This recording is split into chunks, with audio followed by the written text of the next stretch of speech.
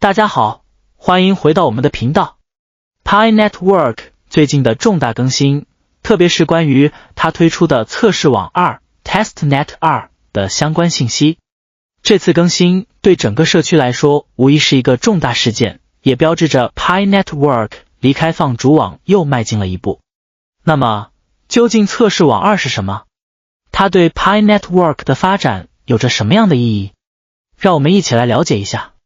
首先 ，Pi Network 的核心团队最近在他们的 Web3 浏览器 App 中上线了一个全新的测试网络 Testnet 2，这让很多社区先锋感到非常兴奋，同时也产生了一些疑问。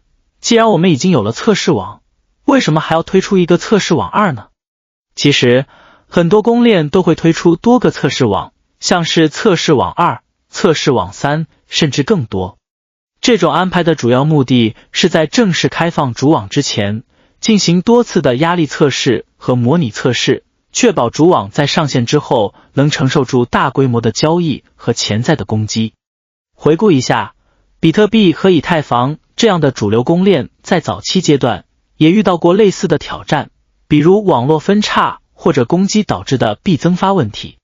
这就是为什么 Pi Network 要提前做这些准备工作，因为他们希望在主网上线后确保整个网络的稳定性和安全性。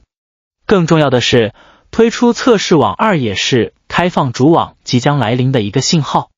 一般来说，一旦进入测试网与主网并行的压力测试阶段，开放主网的时间就不会太远了。通常最迟不会超过3个月 ，Pi Network 的主网有望正式上线。这对于所有持有 Pi 币的先锋们来说，无疑是一个令人期待的好消息。那么，让我们再深入看看这次测试网2的具体细节。根据最新的官方信息， Web3 网络在 Testnet 2上已经进行了几笔测试交易。最值得注意的是， Gas 费仅为 0.000009 个 Pi 币。这意味着什么呢？如果这项数据在主网上线后也能被延续，那 Pi 币的交易费用将非常低廉，同时也证明了 Pi 币的价值潜力。不过，目前加密钱包还没有更新到测试网2，所以我们还无法完全确定未来的 Gas 费标准。现在大家的钱包仍然在使用之前的测试网，转账费用仍为 0.01 个 Pi 币。因此，未来 Gas 费是否会有所调整，还是得看后续的官方更新。再来说说测试网2的新功能吧。Pi Network 的核心团队正在测试一个非常重要的新功能，那就是允许公司或交易所通过一个单一的钱包地址管理多个用户的资产。这个功能听起来很复杂，但其实它会大大简化资产管理流程，尤其是在大型机构或平台上。值得注意的是， Pi 钱包还新增了 Memo 功能。这个功能和我们在 Ripple、瑞波以及 Stellar、恒星网络中看到的类似。举个例子，当你在转账时，你需要使用一个附加代码或目标标签，这就是所谓的 Memo。 为什么说这个功能很重要？因为它不仅增加了钱包的灵活性，还表明 Pi Network 的未来可能会有更多的变化。尤其是在跨链技术以及与其他加密网络的互操作性方面， Pi Network 有可能会在未来发挥更大的作用。除了这些， Pi Network 的核心团队还在进一步推动跨链连接的测试。这与我们在比特币和以太坊网络中看到的节点运作非常相似。实际上， Pi Network 的 Web3 网络目前已经拥有超过20万个活跃节点，而这些节点将会在开放主网后逐步迁移到主网区块链。这一过程将极大增强 Pi Network 的去中心化程度，并提高网络的安全性。除了网络层面的技术更新， Pi Network 的核心团队也在不断优化加密钱包的功能。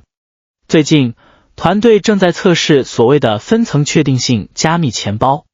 听起来很复杂，但简单来说，它可以让你用一个密码生成多个公共地址。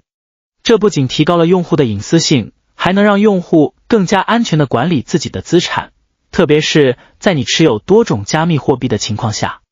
说到钱包， Pi Network 的加密钱包在整个加密行业里也算得上是非常安全和用户友好的。它通过先进的加密技术，确保你的资产安全，同时操作起来也非常简单直观。Pi 团队正在打造的不仅仅是一个普通的钱包，而是一种为未来加密金融保驾护航的解决方案。接下来说说 Pi Network 的生态系统吧。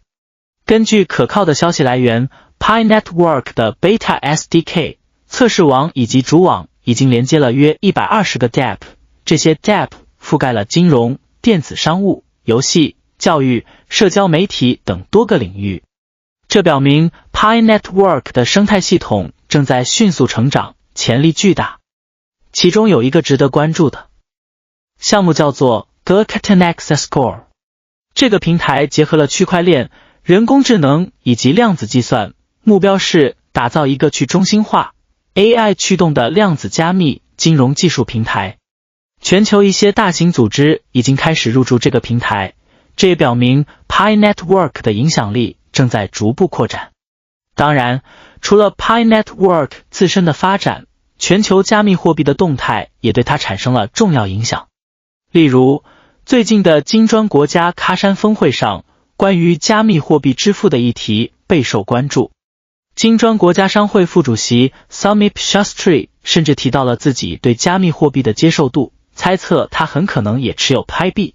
虽然这只是推测，但这背后的影响力不容忽视。另一条重磅消息是，投资大亨沃伦·巴菲特从 M 国市场撤出的数十亿美元资金，已经准备进入 Web3 公链生态系统。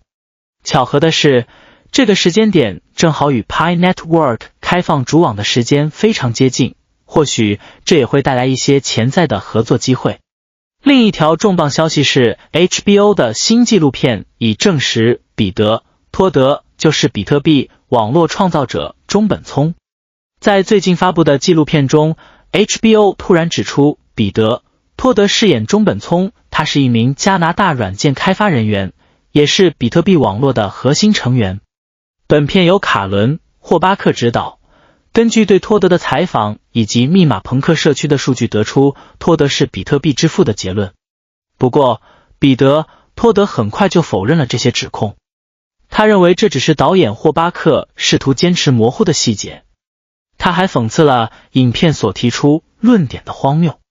尽管托德曾与哈尔·芬尼、霍尼克、萨博等许多著名加密人物合作过，但托德却早已不在比特币网络疑似创始人名单上。HBO 将托德纳入聚光灯下，只会增加加密资产领域最大谜团的模糊性和吸引力。还有据越南社区消息，越南一些小学学校在老师和校长的带领下集体学习 Pi Network Web3 网络区块链知识，他们还向学生发放了免费的 Web3 网络全部学习资料书籍。那么今天的分享就到这里了，感谢大家的观看，记得关注我们的频道，随时了解 Pi Network 和 Web3 的最新动态。我们下次再见。